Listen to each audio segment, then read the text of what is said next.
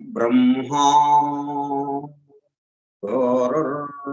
विष्णु गुरुर्देवो महेश्वरः गुरुः साक्षात् परं ब्रह्मा तस्मै श्री गुरवे नमः।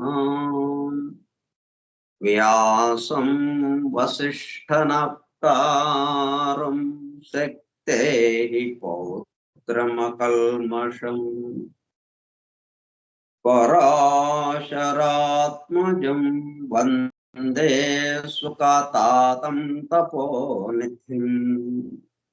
शुक्लाम्बरधरं विष्णुं शशिवर्णं चतुर्भुजं प्रसन्नवदनं ध्यायेत् सर्वविघ्नोपशान्तये। अगज आनन पद्मार्कं गजाननमहर्निशम् अनेकदं तं भक्तानां एकदन्तमुपास्महे। वक्रतुण्ड बहुकाय कोटिसूर्यसमप्रभ निर्विघ्नं कुरु मे देव सर्वकार्येषु सर्वदा। Saraswati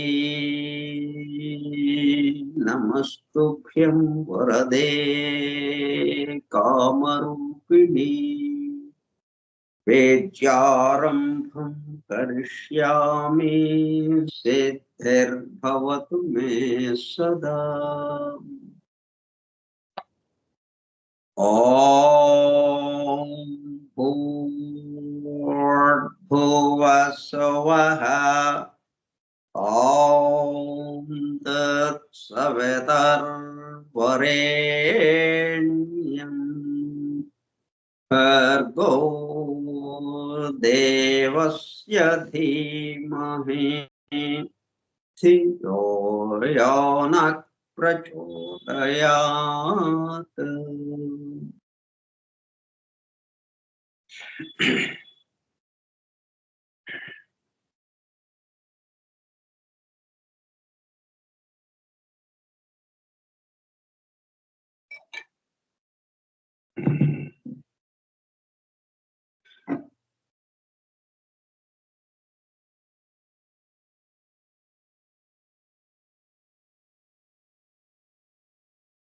Vasudev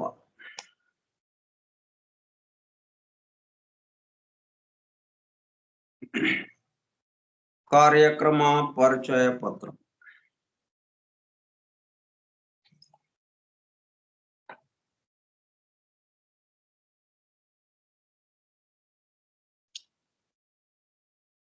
forum for truth seekers सत्यान्वेषकुल बृंदम परम गुरुవులు हेलेना पेट्रोना ब्लवेट्स्की द्वारा సమస్త మానవాళి ఆధ్యాత్మిక అభివృద్ధి పరిపూర్ణతల కొరకు అందించిన మ్యాగ్నమ్ ఒపస్ పరమాద్భుత దివ్య పవిత్ర గ్రంథం ద సీక్రెట్ డాక్ట్రైన్ రహస్య సత్య సూత్రం వాల్యూమ్ 1 కాస్మోజెనసిస్ ప్రథమ సంపుటము బ్రహ్మాండోత్పత్తి క్రమం Part 1 Cosmic Evolution and 7 stanzas from the Book of Vision.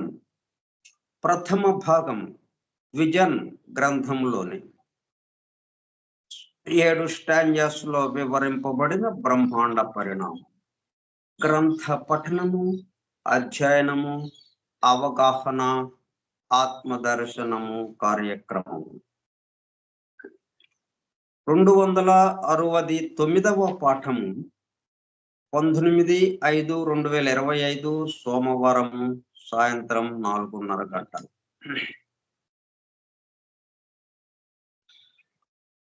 The secret doctrine Skype group లో సుదూర ప్రాంతాలలో ఎవరింట్లో వారు హాయిగా విశ్రాంతి తీసుకుంటూ ఏకకాలంలో ఒకేసారి ఏమి చేస్తున్నాము? వింటున్నాము. ఏమి వింటున్నాము? శాస్త్ర సాంకేతిక రంగములలో ఎంతో వేగముగా పురోగమిస్తున్న ప్రస్తుత కాలంలోని మానవాళి అదే వేగముతో ఆధ్యాత్మిక రంగంలో కూడా పురోగమించుటకు వీలుగా ప్రపంచంలోని అన్ని జాతుల మతముల పవిత్ర గ్రంథములలో పొడుపు కథల రూపంలో అర్థము అయ్యి అవనట్లుగా ఉన్న సృష్టి రహస్యములను సృష్టి అమరిక కూర్పును బహిర్గతం చేసి మానవాళికి అందించి వాటి అవగాహన ద్వారా ఆత్మదర్శనము పొందుట అను దివ్య ప్రణాళిక అమలు పరచబడుటకు పరమ గురువులు మేడం హెలెనా పెట్రోనా బ్లవెట్స్కీ ద్వారా అత్యద్భుతముగా అందించిన ద సీక్రెట్ డాక్ట్రైన్ గ్రంథంలో బాహాటముగా ఇవ్వబడిన అతి నిగూఢములైన సృష్టి రహస్యములు, వాటి మూలము, గ్రంథ హృదయమును చేరు పద్ధతులు తెలుసుకోవాలనే తీవ్ర ఇచ్ఛతో తపనతో సత్యాన్వేషణలో భాగముగా ఎన్నో నిగూఢ విషయములను మరింత లోతుగా తెలుసుకుంటూ సత్యమును చేరు ప్రయత్నంలో మనమందరము ఇక్కడ చేరాము.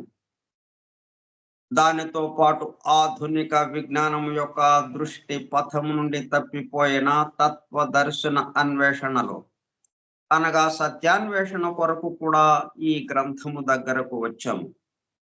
The true student of the secret doctrine is a జ్ఞానయోగి అని మేడం బ్లావెట్స్కీ తన చివరి రోజులలో అన్న మాటలను నిజం చేయటానికి మనమందరం జ్ఞానయోగిగా అవుటకు కూడా ఇక్కడ చేరాము. గత 2 సంవత్సరముల 8 నెలల కాలము పాటు ద సీక్రెట్ డాక్ట్రైన్ గురించి తెలుసుకోవడానికి ప్రయత్నించిన మనము ప్రస్తుతము ఇక్కడ చేరి ద సీక్రెట్ డాక్ట్రైన్ ను తెలుసుకుంటూ ఆపై సమస్త విశ్వముగా రూపుదాల్చిన ద సీక్రెట్ డాక్ట్రైన్ యందు ప్రవేశించి సీక్రెట్ డాక్ట్రైన్ యందు ప్రవేశించి అంటే విశ్వముగా మారింది, విశ్వముగా ఉంది కాబట్టి విశ్వంలో మనం ప్రవేశించినట్టు, ఈ సమస్త విశ్వంలోకి మనం ప్రవేశించినట్టు. మరి అంతకుముందు అక్కడే ఉన్నాం, విశ్వంలోనే ఉన్నాం, ఈ చోటులోనే. కానీ మనం అలా అనుకోవటం లేదు. మనం ఈ కొద్ది స్థలంలోనే తిరుగుతున్నాము అన్నట్టుగా భావిస్తూ ఉంటున్నాం. మనం కాదు, ఈ సమస్తాన్ని ఆవరించి ఉన్నాం మనం అన్న విషయం మనకి ఇప్పుడు బోధపడుతుంది. ద సీక్రెట్ డాక్ట్రైన్ యందు ప్రవేశించి, దాంట్లో ప్రవేశించేటప్పుడు కల్లా విశ్వంలో ప్రవేశించినట్టయింది. ద సీక్రెట్ డాక్ట్రైన్ గా స్వస్థితి యందు మేల్కాంచుటకు చేస్తున్న చిరు ప్రయత్నమే ఈ కార్యక్రమము. ఈ దివ్య జ్ఞాన మహాయజ్ఞ కార్యక్రమంలో పాల్గొని చెవియొగ్గి వినుచున్న, అనగా ఒళ్ళంతా చెవులు చేసుకుని వినుచున్న ప్రియ సత్యాన్వేషక సోదర శ్రోతలందరకు నమస్కారం.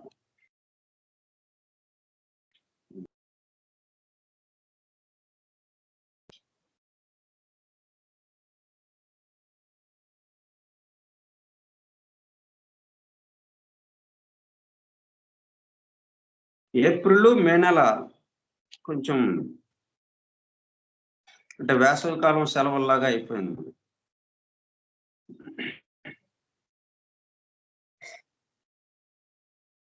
అని బెసెంట్ ద్వారా ప్రసాదింపబడిన universal prayer invocation. O hidden life vibrant in every autumn. Oh, hidden light shining in every creature. Oh, hidden love embracing all in oneness.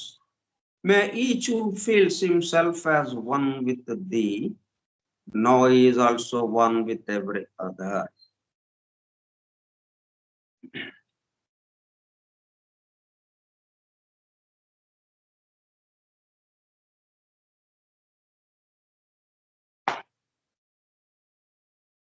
మనం ఎక్కువ మంది ఏంటంటే నేరుగా విషయంలోకి వెళ్ళిపోదాం అన్నట్టుగా భావన ఉంటుంది. అంతకుముందు చెప్పుకున్నాం కదా ఈ విషయాలు.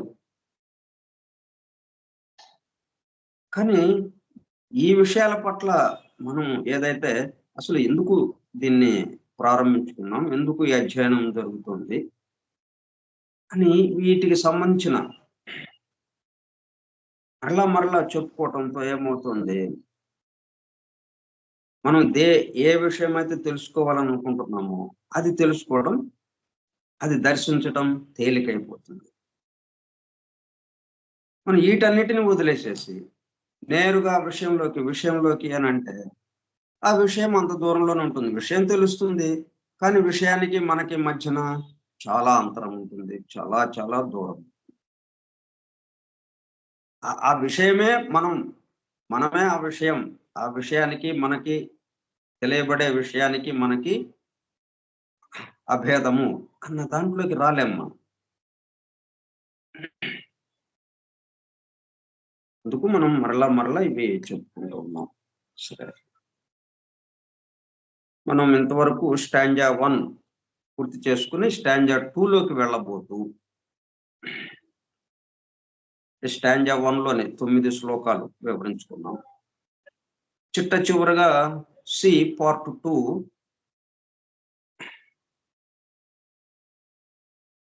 Primordial substance and divine thought అన్న వ్యాసం దాన్ని చూసుకుని మళ్ళీ స్టాంజా 2లోకి వెళ్ళండి అన్నట్టుగా మనకు సూచన ఇవ్వటం జరిగింది. అందుకని అటు వెళ్ళాం మనం. కొంత భాగం అటు వెళ్ళడం వల్ల కొంత ఈ ప్రళయ స్థితి గురించి, ప్రళయం నుంచి సృష్టి స్థితిలోకి వచ్చేటప్పుడు ఎలాగా వస్తుంది అన్న విషయాలు కొంత అవగతమైనవి మనకి. దానివల్ల ఏంటి, ఇంత వ్యక్త స్థితి అంటే మన్వంతరము సృష్టి వ్యక్త స్థితి అనేటప్పటికల్లా అనేకత్వము, భిన్నత్వం వస్తుంది. కానీ మనకి ప్రారంభం, మూలం, ఈ పదార్థమును రూపానికి సంబంధించిన పదార్థం అంతా ఒకటే. రూపాలు ఇన్ని రకాల రూపాలు ఉన్నప్పటికీ ఈ రూపాలకి సంబంధించినటువంటి పదార్థము ఒకే ఒక మూల పదార్థం నుంచి వచ్చింది అన్నది మనకి అవగతమైంది. కాబట్టి ఇన్ని ఆకారాలు ఉన్నా కానీ మనకి ఇన్ని ఆకారాలు కూడా ఒక పదార్థంతోనే తయారైంది. అప్పుడు ఇంకా భిన్నత్వానికి అవకాశం లేదు. సరే, వాటి నుంచి మనకి రకరకాల విషయాలు వస్తున్నాయి. కోపము, ద్వేషము, ఈర్ష్య, అసూయ, మోసము, దగ, ఇట్లా రకరకాలైన విషయాలు. వాటిని తర్వాత చూద్దాం. వాటికి సంబంధించి ఏంటనేది ముందు అసలు ప్రాథమికంగా ఇవి ఎట్లా తయారైనవి అన్నది మనం పరిశీలిస్తే అప్పుడు మనకి తేలిక అవుతుంది. ఒక దాంట్లో నుంచి ఇవన్నీ వస్తున్నాయండి, ఒకటే అన్న దాంట్లోకి మనం వచ్చి అప్పుడు ఇక్కడ ఉన్న విషయాలన్నిటినీ పరిగణనలోకి తీసుకుంటే ఏంటి ఇంత వైవిధ్యం ఉందేంటి, ఒకదానికొకటి సంబంధం లేకుండా ఉందేంటి, అది తేలికగా మనకు అర్థమవుతుంది. ముందు ఒకటి అన్న విషయం మనకు నిర్ధారణ అయితే ఒకే పదార్థంతో తయారైంది. 100 వినాయకుడి ప్రతిమలు ఉన్నప్పటికీ ఒకే పదార్థంతో, ఒకే మట్టితో తయారు చేయబడింది. 100 ఇళ్లలో ఉన్నాయి. ఇప్పుడు ఎవరింట్లో వినాయక ప్రతిమ వాళ్ళది. ఇది మా ప్రతిమ అండి, మేము ఈ ప్రతిమని పూజిస్తున్నాం, ఇది మా ప్రతిమ, మేము పూజిస్తున్నాం. అలంకారాలు, రకరకాల అలంకారాలు చేస్తున్నారు. ఒక్కొక్క ఇంట్లో ఒక్కొక్క రకమైన అలంకారం మారిపోయింది, ఎక్కడికక్కడ మారిపోయింది. కానీ మరి వచ్చింది ఒక చోట నుంచి, ఒకే మట్టి ముద్ద నుంచి వచ్చింది. అట్లా మనం ఒకటి అన్న విషయం దగ్గర నుంచి నేర్చుకోవడానికి మనం ప్రయత్నిస్తున్నాం. ఇక్కడ ఉన్నది ఒకటి, ఇంత అనేకత్వము భిన్నత్వంలో కూడా ఉన్నది ఒకటి. దీన్ని నడిపే శక్తి ఏదైతే ఉందో అఫోహట్ అనే తర్వాత ఆ జీవము, ఐడియేషన్ అంటే పురుషుడు, ఈ రూపానికి సంబంధించిన మ్యాటరు ప్రకృతి, ప్రకృతి పురుషుడు, ఈ ఇద్దరు ఒకరి నుంచి బయలువెడలినారు అన్న విషయం మనకి గమనికలోకి వచ్చింది. ఇప్పుడు మనం దాని దగ్గరికి వెళ్ళటం వల్ల రెండో భాగంలో ఉన్నటువంటి primordial substance and divine thought. ఇప్పుడు మళ్ళీ మనం స్టాంజర్స్ దగ్గరకు వద్దాం. ఫస్ట్ స్టాంజాలో ఉన్నటువంటి అవి ఆ 9 శ్లోకాలని ఒకసారి గుర్తు చేసుకుని మనం ఇక రెండో స్టాంజాలోకి వెళదాం. మనం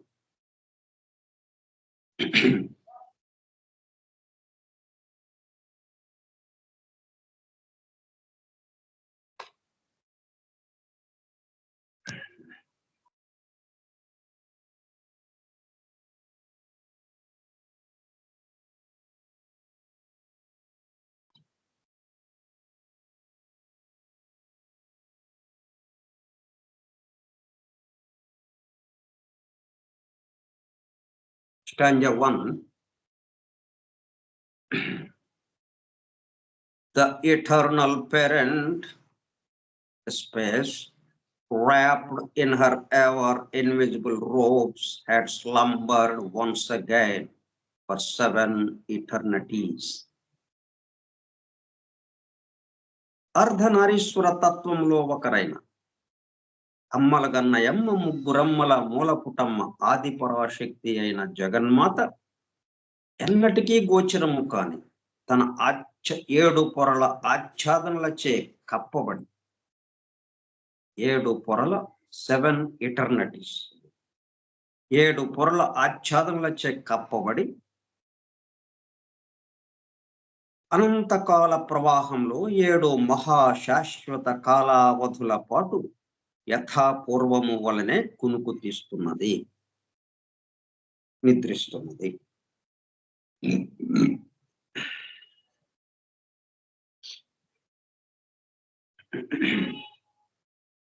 మనకి ప్రస్తుతం కనిపిస్తున్నది అంటే అనేకత్వం, భిన్నత్వము, మేల్కాంచిన స్థితి. మేల్కాంచిన స్థితి అంటే ఈ భౌతిక విషయాల పట్ల, ఈ స్థూల జగత్తు పట్ల మేల్కాంచిన స్థితి. ఇక్కడ మనం మేల్కాంచేటప్పటికల్లా ఏమైంది? అనేకత్వము, భిన్నత్వము కనిపిస్తుంది.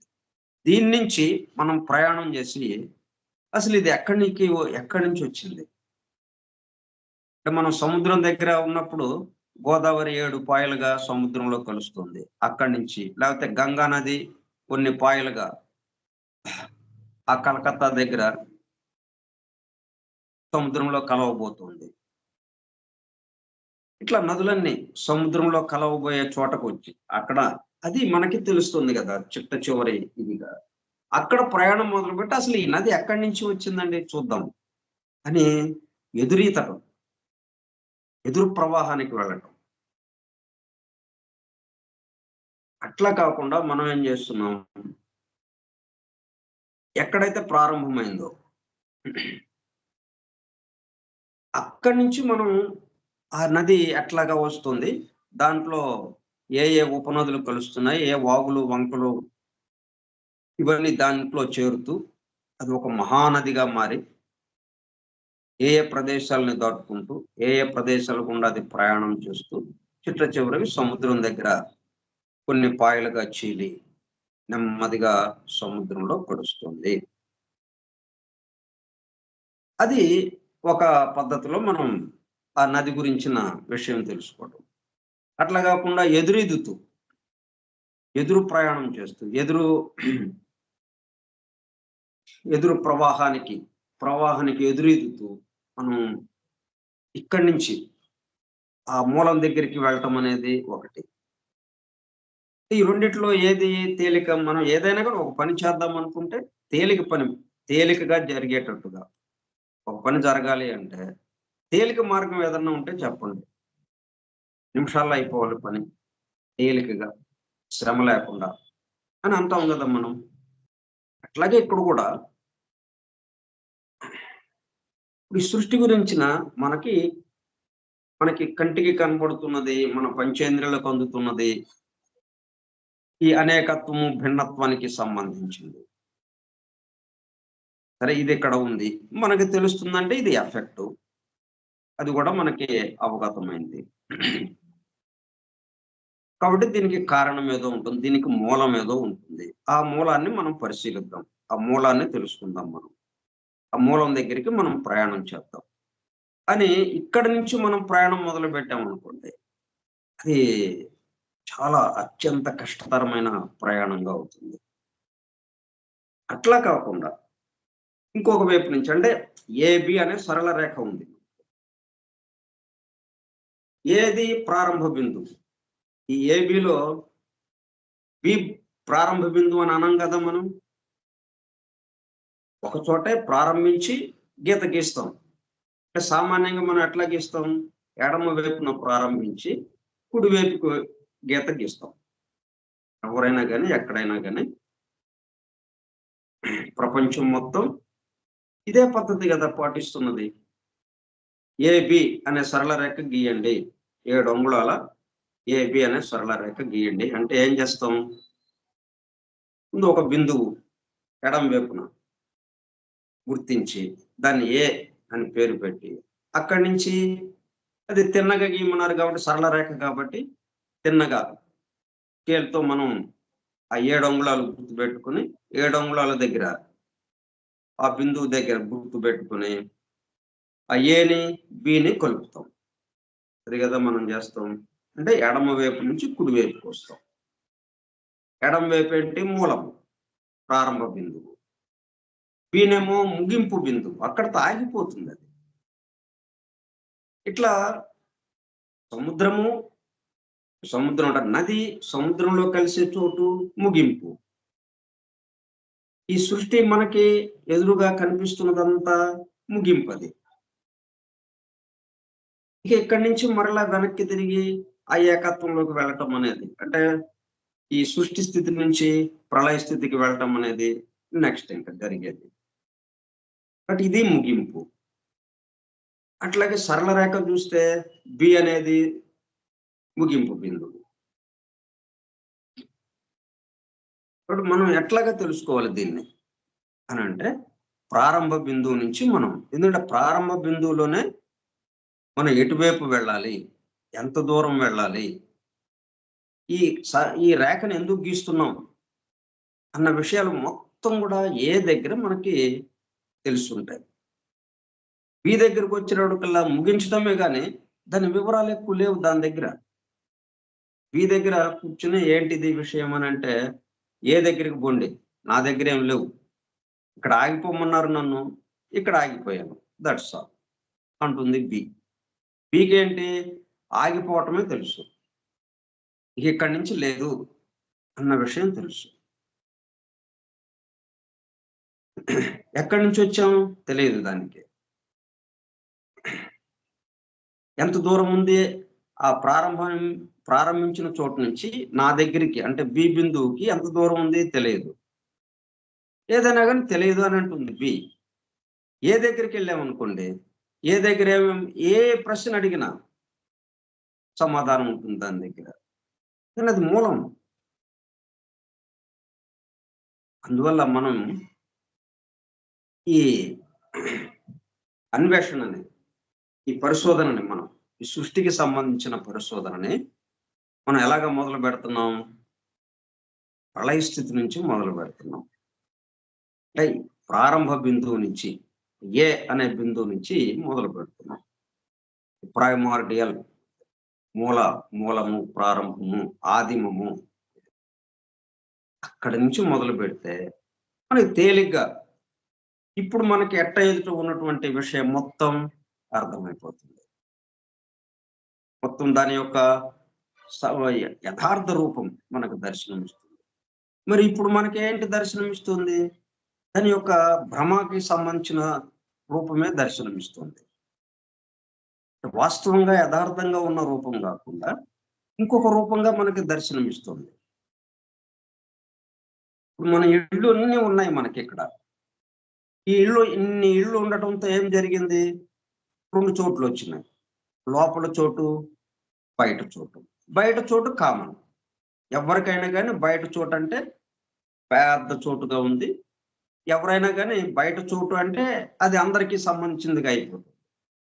లోపల చోటు అనేటప్పటికల్లా ఎవరి ఇంటికి సంబంధించి వాళ్ళది, ఎవరికి వాళ్ళదే, వాళ్ళ వరకే అది పరిమితమవుతుంది ఆ లోపల చోటు. ఇప్పుడు 2 చోట్లున్నాయి ఇక్కడ. మరి ఈ 2 చోట్లు ఇక్కడ ఉన్నాయా అని మనం జాగ్రత్తగా పరిశీలిస్తే ఉన్నది ఒకే చోటు. 2 చోట్లుగా ఎక్కడా లేదు. మనం చుట్టూ గోడ కట్టేటప్పుడు కల్లా ఆ ఒక చోటే ఉంది అక్కడ. కానీ చుట్టూ గోడ కట్టేటప్పుడు కల్లా వాటి పేరు కొంచెం మారింది. అంటే లోపల చోటు ఉంది కాబట్టి దానికి వ్యతిరేకంగా బయట చోటు అన్నట్టుగా 2 చోట్లు వచ్చినాయి.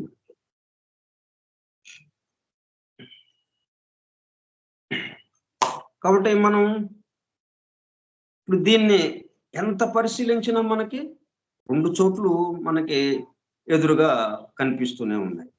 ఈ 2 చోట్లని ఒక చోట అనటానికి మన వల్ల కాదిక అది. ఎందుకంటే లోపల చోటు ఉంది, బయట చోటు ఉంది. ఈ 2 ఒక చోట అంటే ఎట్లా కుదురుతుంది? 2 క్లియర్‌గా కనిపిస్తున్నాయి కదా మనకి అని అంటాం. ఎట్లాగా ఇది? 2 చోట్లు ఉన్నాయా ఇక్కడ? అప్పుడేంటి ఇల్లు కట్టక ముందు ఏముంటుంది? ఈ సృష్టింపబడక ముందు ఏముంటుంది? అన్న దాంట్లోకి వెళితే అప్పుడేంటి మొత్తం ఖాళీ స్థలం. అంటే ఒకే చోటుంది. ఆ తర్వాత ఇంటి నిర్మాణాలు జరిగినాయి. అందరూ కొన్ని వందల మంది ఇళ్ళు నిర్మాణం చేసుకున్నారు. చేసేటప్పటికి అంతకుముందు ఇంటి నిర్మాణం జరక్కముందు ఎన్ని చోట్లున్నాయి? లోపల చోటుందా? లేదు. ఒకే చోటు. దానికి లోపల లేదు, బయట లేదు. చోటు ఉన్నది అంతే. చోటు. ఎప్పుడైతే ఇంటి నిర్మాణం జరిగిందో లోపల, బయట అని వచ్చింది. కానీ అది for the sake of convenience మన యొక్క వ్యావహారికంగా మనం వ్యవహరించడం కోసం అట్లా పెట్టుకున్నాం గానీ వాస్తవంగా 2 చోట్లు లేవు అన్న విషయం మనకు అర్థమైంది. అటునుంచి వచ్చేటప్పుడు కల్లా. ఉన్నది చోటులో ఏ మార్పు రాలేదు. చోటుని మనకి పగలదీసి, కట్ చేసి లేతే ముక్కలు చేసి ఇట్లాగా లోపల చిన్న చోటుగా ఒకటి పెట్టి దాన్ని చిన్న ముక్కగా చేసి, బయటది పెద్ద చోటుగా పెద్ద ముక్క చేసి ఇట్లాగా దాన్నేం చేయలే మనం. ఆ నేలని ఏమన్నా చేసామా మనం? ఏం చేయలేదు. ఆ చోటుని దీని పైన మన చుట్టూ ఉన్నటువంటి చోటుని ఏమి చేయలే మనం. మనం చేసింది గోడ కట్టేటప్పటికి లోపల, బయట అన్నది వచ్చేసింది. మనకి దేహం ఏర్పడేటప్పటికి ఈ దేహంలో ఉన్నవాడు, ఈ దేహి, ఈ బయట మొత్తం ఉన్నది అట్లా 2గా వచ్చేసినాయి. అంటే విశ్వాత్మ ఒక్కటే ఉంది. ఒక్కటే చోటు ఉంది. ఒకే విశ్వాత్మ ఉన్నది. కానీ లోపల చోట్లు వందలు, వేలు, లక్షలొచ్చినాయి. ఎన్ని ఇళ్ళున్నాయో అన్ని లోపల చోట్లొచ్చినట్టే కదా! అట్లాగే ఎంతమంది జీవులున్నారో అన్ని ఆత్మలొచ్చేసినాయి. కోటాను కోట్ల ఆత్మలు. అట్లాగా చీలిపోయినయా ఆ విశ్వాత్మ పెద్ద ఆత్మ అని ఏదైతే అనుకుంటున్నామో, ఏ ఆత్మని అది చీలిపోయి చిన్న చిన్న ముక్కలుగా ఇట్లా మనందరం తిరుగుతున్నాము. లేదు. చోటేదైనా చీలిపోయిందా మనకి? చిన్న చిన్న ముక్కలు చేశామా? మనం ఆ ఇల్లు పడగొట్టేస్తే తర్వాత మళ్ళీ వేరే ఇల్లు కడదామని చెప్పి బాగా పాతబడిపోయింది ఇల్లు. కొత్త మోడల్‌తో కొత్త రకం మోడల్‌గా ఆధునిక శైలిలో దీన్ని కడదామని దాన్ని పడగొట్టేసాం. అప్పుడేమైంది? ఇంక లోపల చోటు లేదు. లోపలిది లేదు కాబట్టి బయట చోటు లేదు. ఉన్నది చోటు ఒకటే. ఒక చోటుగా అయిపోయింది అది. ఈ ఒక చోటు కావడంలో అంతకుముందులో ఉన్నటువంటి లోపల చోటు ఏమైంది? అంతకుముందు ఉన్నటువంటి బయట చోటు ఏమైంది? ఈ బయట చోటు, లోపల చోటు దగ్గరికొచ్చి ఈ 2 కలిసిపోయి ఒక చోటు అయినయా? లేతే లోపల చోటు బయట చోటులోకి వెళ్ళిపోయి కలిసిపోయి బయట చోటుతో ఒక చోటు అయిపోయిందా? మరి ఒక చోట అయిందంటే 2 ఒకటిగా అయిపోవాలి కదా! ఆ రెండిట్లో ఏదో ఒకటి ఇంకొక దానితో కలిసిపోవాలి. ఏమన్నా జరిగిందా? కదిలినియా ఏమన్నా? ఎక్కడా లేదు. అట్లాగే మనం ఉన్న ఆత్మ ఒకే ఒక విశ్వాత్మ. మనకి దేహము ఇట్లా నిర్మాణం అయ్యేటప్పటికల్లా, రూపం వచ్చేటప్పటికి, ఒక ఆకారం వచ్చేటప్పటికల్లా అది అణువు నుంచి, అణువుకే ఆకారం ఉంది, రూపం ఉంది. అణువు మొదలుకొని బ్రహ్మ వరకు మొత్తం సమస్త జీవులు, ఈ సృష్టిలో ఉన్నటువంటి సమస్త జీవులు ఒక ఆత్మకి సంబంధించిన వాళ్ళే. విశ్వాత్మ, ఒకే ఆత్మ ఉన్నది ఇక్కడ అన్న విషయం మనకి నిర్ధారణ అవుతుంది అటు నుంచి వస్తే మనం. అందుకని మనం ఏం చేస్తున్నామంటే ప్రళయ స్థితితో మొదలు పెట్టుకున్నాం. అంతేగాని మరి ఇంత చేస్తే ఇక్కడేమో ఇంకొక విశేషం చూడండి. మరి ప్రళయ స్థితి అంటేనేమో మనకు తెలియదు. మనమేమో ఈ సృష్టి స్థితిలో ఉన్నాం మనం. సృష్టి వ్యక్తమైన స్థితిలో మనం ఇక్కడ ఉన్నాం. మనకి తెలిసింది అది. ప్రళయం అంటే ఎలాగుంటుందో మనకు తెలియదు. కానీ అక్కడి నుంచి మొదలు పెట్టడం జరిగింది ఇక్కడ. అట్లా మొదలు పెడితేనే మనకు అర్థమవుతుంది, మనకి తెలుస్తుంది అన్న దాంతో అలాగా మొదలు పెట్టడం జరిగింది. అందుకనే మొదటి స్టాంజాలోనే ఎట్లా ఇచ్చాడో చూడండి.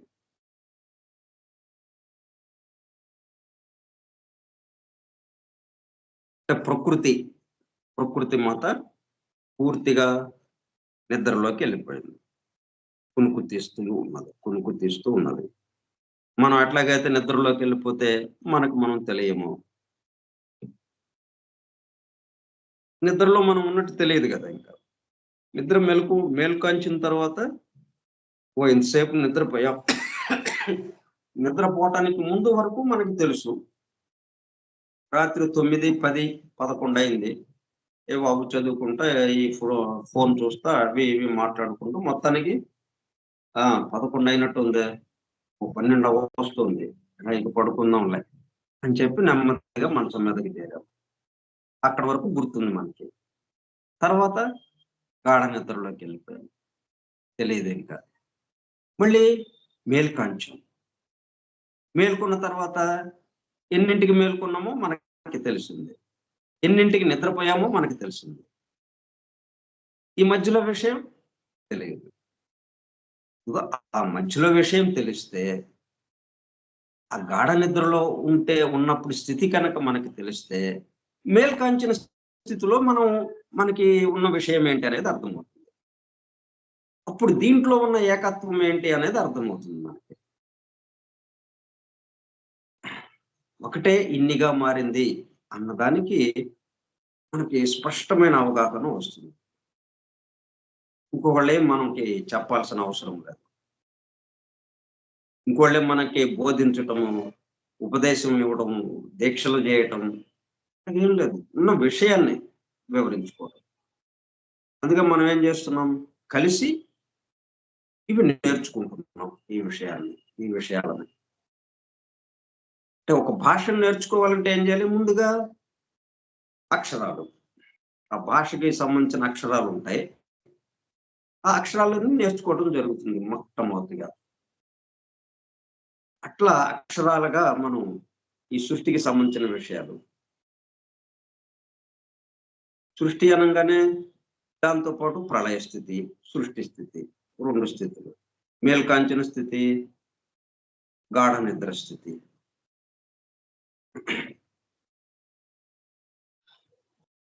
ఇప్పుడు గాఢ నిద్ర స్థితిలో మనం మొదలు పెట్టుకున్నాం ఈ వివరణని, ఈ తెలుసుకోవటం అనే దాన్ని. ఎక్కడి నుంచి మొదలు పెట్టాము? మనకి తెలియని దాని దగ్గర నుంచి మొదలు పెట్టాం. మనకేదో కొద్దిగా తెలుసు. మన చుట్టూ ఉన్నాయి అంటే అన్నీ మనకి సైంటిస్టులు కొంత సమాచారం మనకి ఇచ్చారు. కాబట్టి మన చుట్టూ ఉన్నదేదో కొంతవరకు మనకి అవగతమైంది. కానీ అదంతా ఏంటి? అనేకత్వానికి సంబంధించిన విషయం. కాబట్టి ఇటు నుంచి మనం వెళితే ఎంత దూరం వెళ్ళినా గాని, ఆ అనేకత్వంతోనే మనం వెళ్తాం గాని, దాంట్లో ఉన్న ఏకత్వం మనకి దర్శనమివ్వదు. దాంట్లో ఫండమెంటల్‌గా కామన్‌గా ఉన్న విషయం ఏదో మనం ముందు తెలుసుకోకుండా, ఇట్లా అనేకత్వంతో మనం వెళ్తే, అనేకత్వమే మిగులుతుంది మనకి. ఎంత దూరం వెళ్ళినా గాని. అందుకని మనకేం చేశారంటే, ప్రళయ స్థితితో మొదలుపెట్టుకున్నాం. ప్రళయ స్థితి అంటే ఏమిటి? గాఢ నిద్ర స్థితి ఏంటి? మొత్తం కరిగిపోయిన స్థితి. కరిగి ముద్దయిపోయిన స్థితి. ఇంకా ఆ ముద్దలో 100 విగ్రహాలున్న వినాయక ప్రతిమలు మొత్తం మళ్ళీ ఏం చేస్తున్నాం మనం? నిమజ్జనం చేసేస్తున్నాం. నది నీటిలోనో, చెరువుల్లోనో, బావుల్లోనో నీటిల్లో నిమజ్జనం చేసేస్తున్నాం. మళ్ళీ మట్టి ముద్దగా మారిపోయిందది. తనెక్కడి నుంచి వచ్చిందో ఆ సోర్స్ లాగా మారిపోయింది. మొత్తం 100 విగ్రహాలు పెద్ద మట్టి ముద్ద అయిపోయినాయి. అట్లా మనం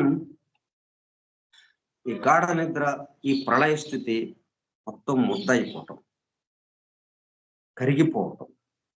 నో డిఫరెన్షియేషన్ ఇంకా అన్న దాంట్లోకొచ్చేసింది కాబట్టి, అక్కడి నుంచి మనం నెమ్మదిగా తెలుసుకుంటూ ఈ సృష్టి స్థితిలోకి నెమ్మదిగా వస్తున్నాం. మేల్కాంచె స్థితిలోకి వస్తున్నాం. మేల్కాంచంగానే మళ్ళీ మనకి అనేకత్వం, భిన్నత్వం. గాఢ నిద్రలో అనేకత్వం లేదు, భిన్నత్వం లేదు. అసలు ఉందో లేదో కూడా తెలియని స్థితి కదా! ఏకత్వం ఉందా? భిన్నత్వం ఉందా? అనేకత్వము, భిన్నత్వం ఉందా? లేకపోతే ఏకత్వం ఉందా? తెలీదు. ఏకత్వము లేదు, భిన్నత్వము లేదు. అసలు ఏమీ లేని స్థితి అన్నట్టుగా మనకి గాఢ నిద్రలో ఉంది. మనకు మనం తెలియబడటం అనేది లేనే లేదు. అట్లాగే ప్రళయ స్థితిలో కూడా. అందువల్ల అక్కడి నుంచి మనం వస్తే మనకి తేలికవుతుంది ఈ సృష్టిని అర్థం చేసుకోవడానికి. మనకి ఏదైనా ఒక దాన్ని అర్థం చేసుకోవాలంటే ఎక్కడి నుంచి మొదలు పెడితే మనకి తేలికగా అర్థమవుతుంది. 2 మార్గాలుంటాయి. ఒకదాన్ని తెలుసుకోవాలంటే మనకి కట్టెదుట కనిపిస్తున్నటువంటి ఒకటి. అంటే అది ఎట్లాగో ఎఫెక్ట్ అవుతుంది.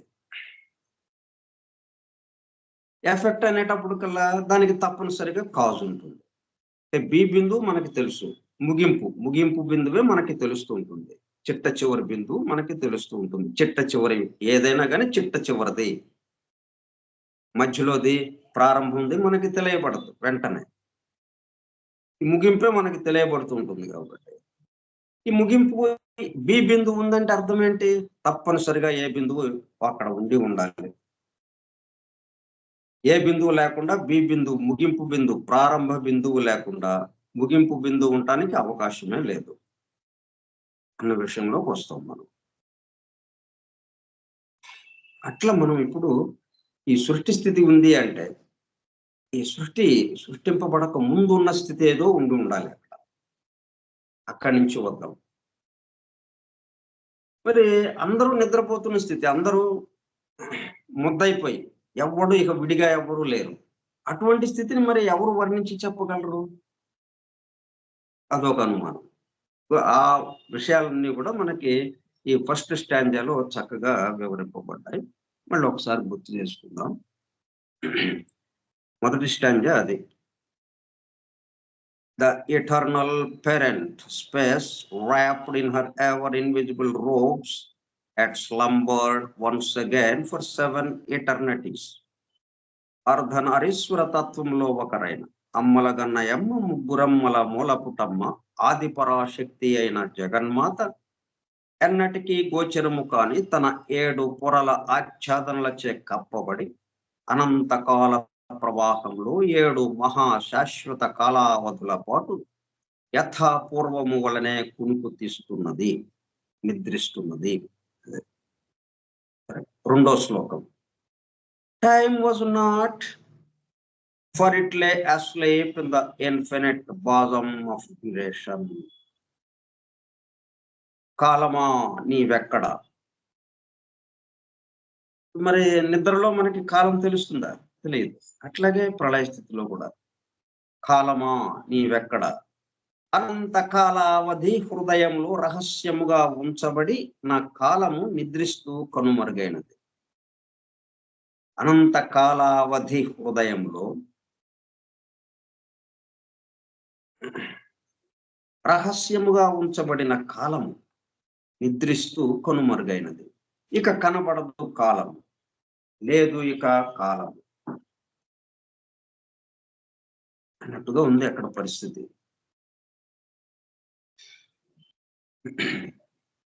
అదే కాలం లేకుండా మరి కదలిక లేదు. కదలిక లేకుండా ప్రళయ స్థితి, సృష్టి స్థితిలోకి రావడానికి లేదు. రాత్రి పగలు కావాలి కదా, చీకటి వెలుగు కావాలి, రాత్రి పగలు కావాలి. రాత్రి ప్రళయ స్థితిని సూచిస్తుంది, పగలు సృష్టి స్థితిని తెలియజేస్తుంది. మరి రాత్రి పగలు ఎలాగైంది, పగలు రాత్రి ఎలాగైంది? కదలిక లేకుండా. సో కదలిక ఉంది. కదలిక ఉంది అంటే కాలం ఉన్నట్టే. ఇక 3వ శ్లోకం. Universal mind was not, for there were no Ahhi celestial beings. he celestial beings to contain, hence to manifest it. బ్రహ్మాండ పరిణామము అలాగే లేదు విశ్వ మనస్సు. యూనివర్సల్ మైండ్ వాజ్ నాట్, లేదు విశ్వ మనస్సు. కాలం ఎట్లాగైతే లేదని అనిపించిందో మనకి, విశ్వ మనస్సు కూడా లేదు. ఎందులకనగా తమ ధ్యానము ద్వారా వెలుగును ప్రసరింపచేసి అవ్యక్త స్థితి నుండి వ్యక్త స్థితిలోనికి సృష్టిని తీసుకువచ్చే విశ్వ మనస్సును కలుగజేసే ధ్యాన చోపానులు లేరు కనుక. 4వ శ్లోకం. 4లో 2 భాగాలు ఉన్నాయి. ఏ ద 7 ways to bliss, మోక్ష ఆర్ నిర్వాణ వర్ నాట్. అంటే మోక్ష స్థితి లేక నిర్వాణ స్థితికి దారితీయు 7 మార్గములు అచట లేవు. అచట ప్రళయంలో. ఎందుకని? ఉన్నదే మోక్ష స్థితి కాబట్టి, మోక్ష స్థితిలోనే ఉండడం వలన, మోక్ష స్థితికి వెళ్ళే అవసరం లేదు కాబట్టి. మోక్ష స్థితి అంటే ఒకటిగా అవడం, ఒక ముద్దగా అయిపోవడం, ఉన్నది ఒకటే అన్న అనుభూతి కలగటం. కాబట్టి ఇక్కడ ఒకటే, ఇంక వేరే అనేకం ఇంకా లేదు. అసలు ఒకటి అన్నది కూడా లేకుండా, ఒకటి లేకపోతే అనేకము అన్న విషయం కూడా లేకుండా ఉండేటప్పుడు కల్లా అది మోక్ష స్థితి అయిపోయింది అక్కడ.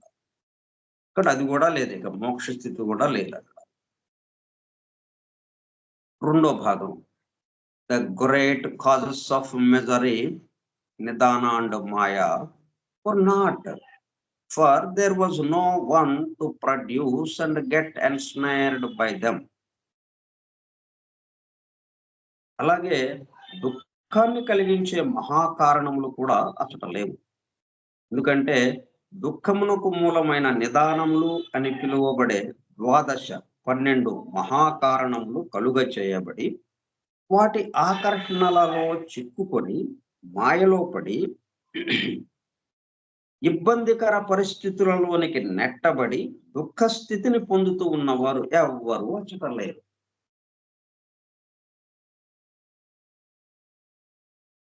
మాయ అంటే, మా అంటే మెషర్, టు మెషర్, కొలతకి అందేది అని. ఇదేమో కొలతకి అందనిది. ఉన్న విషయమేమో కొలతలకి అందనిది. కొలతకి అందుతుంది అంటే పరిమితం అయిపోయింది అన్నట్టు. దాన్నే మాయ అన్నాము. చోటేమో కొలతకి అందనిది, కానీ దాన్ని ఏం చేసాం, చిన్న చోటు పెద్ద చోటు అయిపోయింది. లోపల చోటు బయట చోటు అన్నట్టుగా అయిపోయింది. కొలతలేసాం దానికి. అందుకనే దాన్ని మాయలో పడి మాయ భ్రమ. ఇంకా 5వ శ్లోకం అంటే దాన్ని స్టాంజా 1లోకి సంబంధించింది. అంటే స్టాంజా 1 9 భాగాలుగా ఇవ్వటం జరిగింది. 9 భాగాలుగా వర్ణించటం జరిగింది. దాన్ని శ్లోకము అనే పేరుతో మనం చెప్పుకుంటున్నాం. ఒక్కొక్కటి ఒక్కొక్క శ్లోకముగా. మళ్ళీ ఒక్కొక్క శ్లోకంలో 2 భాగాలుగా. 5వ శ్లోకం 2 భాగాలు. మొదటి భాగం darkness alone filled the boundless all. శాశ్వతముగా ఎల్లప్పుడూ ఉండే తనలో వెలుగులను నింపుకున్న అచ్చపు చీకటి మాత్రమే ఒంటరిగా ఏకాంత స్థితిలో ఎల్లలు లేని దిగంతాల పర్యంతము తానై అనంతముగా వ్యాపించి ఉన్నది.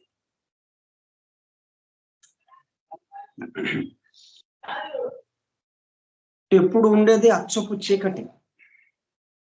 ఆ చీకటే కొద్దిసేపు వెలుగుగా మారినట్టు ఉంటుంది. మరలా చీకటిగా తన స్వస్థితికి వెళ్ళిపోతుంది. సముద్రం ఎప్పుడు ఉండేది సముద్రము. అలా కాసేపు పైకి వచ్చినట్టు ఉంటుంది. విడిపడినట్టు ఉంటుంది. మళ్ళా సముద్రంలో కలిసిపోతుంది. సముద్రంగా మారిపోతుంది. శబ్దము, నిశ్శబ్దము. అవి కూడా అంతే. ఎల్లప్పుడూ ఉండేది నిశ్శబ్దము. ఆ నిశ్శబ్దంలో నుంచి శబ్దము సముద్రం నుంచి అలలాగా బయటకు వచ్చి మరలా దాంట్లోకి వెళ్ళిపోతుంది. కాబట్టి ఎల్లప్పుడూ ఉండే తనలో వెలుగులను నింపుకున్న మరి ఈ వెలుగు ఎక్కడి నుంచి రావాలి? తనలో ఉంటేనే కదా. ముందు చీకటి ఉన్నది. మనకు వెలుగు వచ్చింది. తర్వాత వెలుగు వచ్చింది మనకు. ఎట్లా వచ్చింది వెలుగు? ఆ చీకట్లో వెలుగుంది కాబట్టి ఆ చీకటే వెలుగుగా మారింది. మనకి జలము మంచుగడ్డ కట్టినట్టుగా.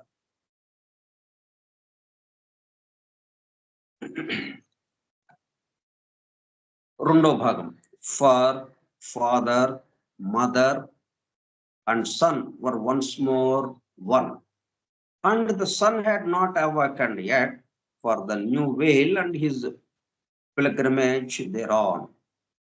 ఎందులకనగా యథాపూర్వము వలనే ప్రళయ స్థితిలో తండ్రి తల్లి మరియు తనయుడు ముగ్గురు కలిసి ఏకమవడం వలన చూచేవాడు చూడడం మరియు చూడబడేది అక్కడ లేకపోవడం వలన.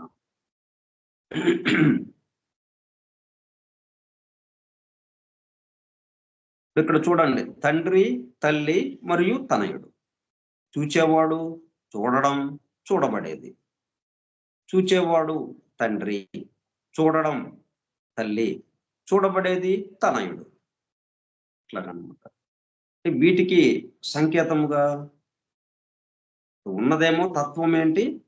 చూచేవాడు, చూడడం, చూడబడేది. వీటికి సంకేతంగా మనకి తండ్రి తల్లి తనయుడుగా మనకి ఇక్కడ వ్యక్తమవుతుంది. అక్కడ లేకపోవడం వలన ఎక్కడ? ప్రళయ స్థితిలో. ఎందుకని? సమస్త వ్యక్త సృష్టి అచ్చపు వెలుగుల చీకటిలో కరగి అవ్యక్త స్థితిలో ఉండడం వలన.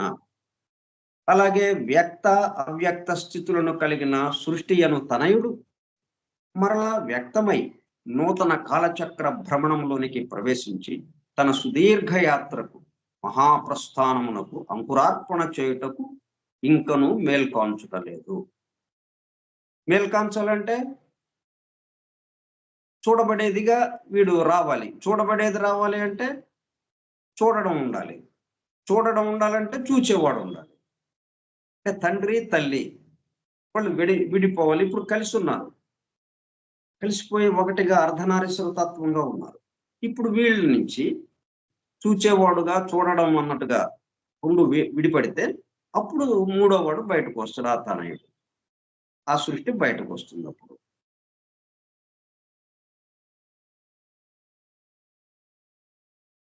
అందువలన తనలో వెలుగులను నింపుకున్న అచ్చపు చీకటి మాత్రమే ప్రస్తుతం రాజ్యమేలుచున్నది.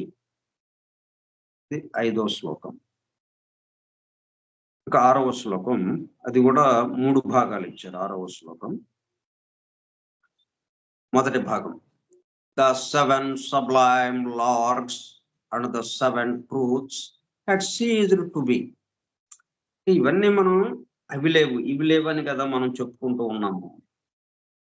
ఇవన్నీ ఏంటి, మనకి ఈ వ్యక్త సృష్టిలో మనకి తెలియబడేవి.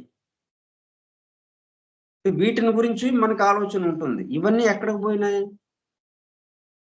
మనకి మేల్కాంచిన స్థితిలో,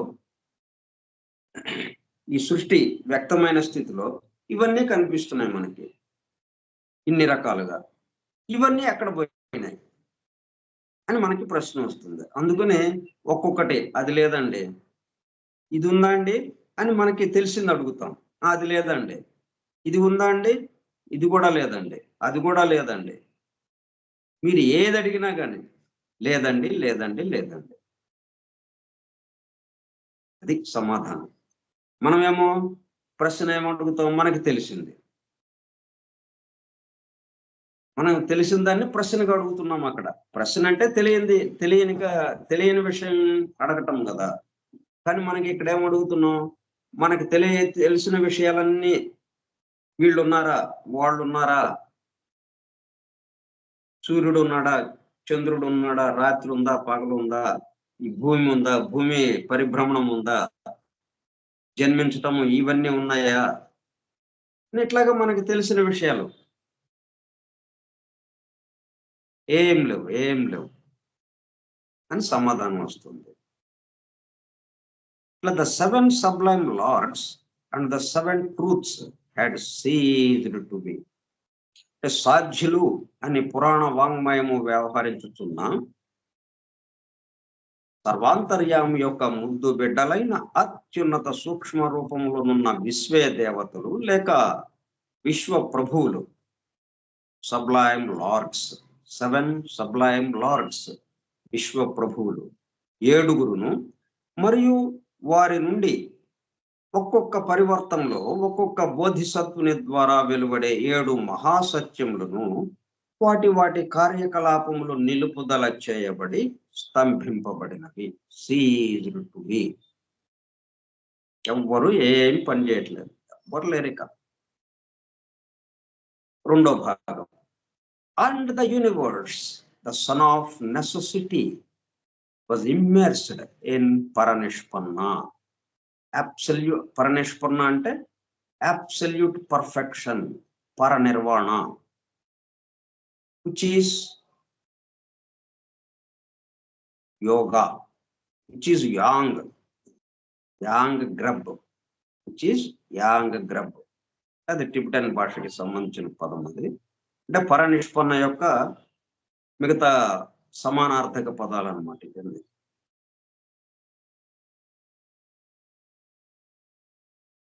ప్రళయ సృష్టి స్థితుల ఆవశ్యకత కలిగిన తనయుడు అనే విశ్వము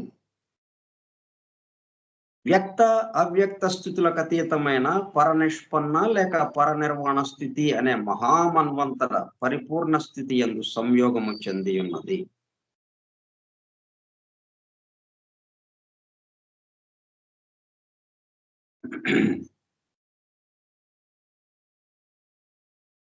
మూడో భాగం, టు బి అవుట్ బ్రెత్డ్ నిశ్వాసం, by that which is and yet is not was. దివ్య మహాశ్వాసలోని the great divine breath, మహా ఉచ్ఛ్వాసము ద్వారా లోనికి పీల్చబడి ప్రళయ స్థితిలోనికి వెళ్ళిన విశ్వము మహా నిశ్వాసము ద్వారా తిరిగి విశ్వ సృష్టి వ్యక్తము కావలసి ఉన్నది. అయినప్పటికీ ఇంకా నిశ్వసింపబడలేదు. సమస్తము శూన్య స్థితిలో ఉన్నది. అందుకే మనం ఉచ్ఛ్వాసంలో గాలి పీల్చేటప్పుడు, లోనికి పీల్చేటప్పుడు మాట్లాడలేము. అదే నిశ్వాసంలో మనం మాట్లాడగలుగుతాం.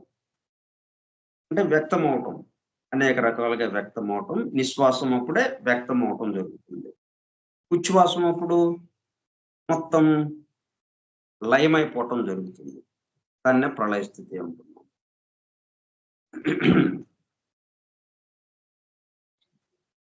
7వ శ్లోకం. ఇది 2 భాగాలుగా ఉంది. The causes of existence had been done away with.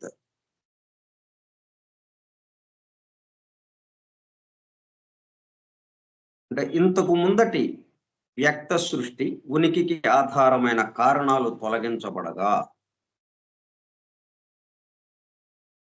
అంటే ఇప్పుడు ప్రళయ స్థితి ఉంది అంటే అర్థం ఏంటి? అంతకుముందు సృష్టి స్థితి ఉండి ఉండాలి. ఇప్పుడు మనం రాత్రి నిద్రపోయామంటే అర్థం ఏంటి? అంతకుముందు మేలు కాంచి పనులు చేసుకుంటా తిరిగాము.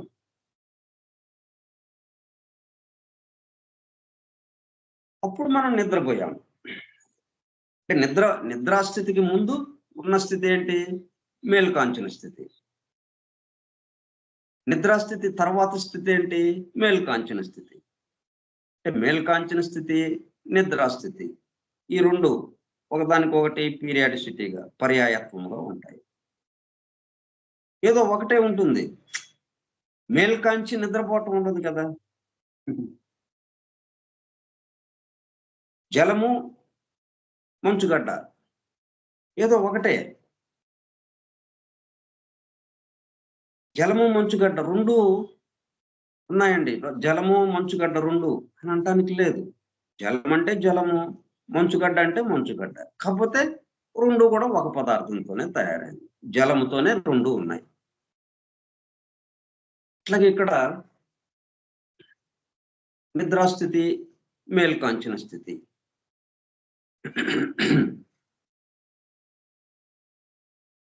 ఇప్పుడు ఏమైంది ఇక్కడ? The causes of existence had been done away with. ఇంతకు ముందటి వ్యక్త సృష్టి ఉనికికి ఆధారమైన కారణాలు తొలగించబడగా. మనకి ఇప్పుడు ఎందుకనే ఇది వ్యక్త సృష్టి అవుతోంది? కాజు ఉండి కాజు ఎఫెక్ట్ ని సృష్టించేటప్పుడు కల్లా ఆ ఎఫెక్ట్ గా మనం ఆ ఎఫెక్టే, ఆ కార్యమే ఈ సృష్టిగా వ్యక్తం అవుతుంది. ఇప్పుడు కారణం లేదనుకోండి, కారణం తొలగించేస్తే కార్యం మాయమైపోతుంది. అందుకనే ఇప్పుడు ప్రళయంలో ఇవన్నీ ఎందుకు లేవు మనకి అంటే, అంతకు ముందు వ్యక్త సృష్టిలో ఉన్నటువంటి వ్యక్త సృష్టి ఉనికికి ఆధారమైన కారణాలు తొలగించేశారు కాబట్టి. కారణాలు తొలగించబడగా రెండో భాగం ఏమిటి? The visible that was and the invisible that is rested in eternal non being, the one being. ఏదైతే ఇంతకు ముందు దృగ్గోచరమై కనిపిస్తూ పరిమిత భౌతిక సృష్టిగా వ్యక్తమైనదే, అదే ప్రస్తుతము అగోచరమై కనిపించని అవ్యక్త స్థితిలో ఉండి వ్యక్త అవ్యక్త స్థితులకు ఆధారమైన శాశ్వత మూలస్థానమునందు కాలము చోటుతో సహా విశ్రాంతి తీసుకుంటున్నది.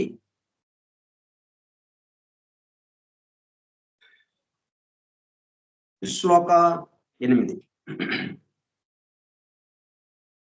Alone, the one form of existence, stretched, boundless, infinite, causeless, in dreamless sleep.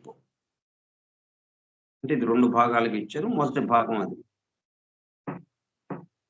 బహురూపములు ఏకరూపంపై హద్దులు లేని, అంతము లేని, కారణాలు లేని దిగంతాల పర్యంతం విస్తరించి జాగ్రత్త స్వప్న అవస్థలను దాటి గాఢ సుషుప్తిలో కరగిపోవంగా. అది మొదటి దాని యొక్క అర్థం. అంటే ఎక్కడ కరిగిపోయినది? కరిగి ఉన్నప్పుడు ఉన్న స్థితి ఏమిటి?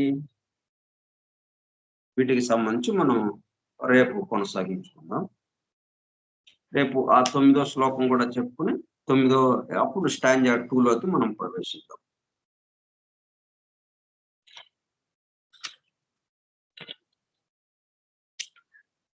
స్టాంజా 2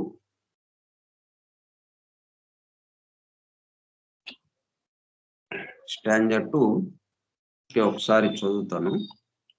స్టాంజా 2లో మొదటి శ్లోకం, అది కూడా 2 భాగాలుగా ఇచ్చారు. Where were the builders the luminous sons of Manvantaric dawn. మన్వంతరపు ఉషోదయ వెలుగుల బిడ్డలైన సృష్టి పునర్నిర్మాణ వ్యూహకర్తలు ఉన్నారా? ఉంటే ఎక్కడ ఉన్నారు?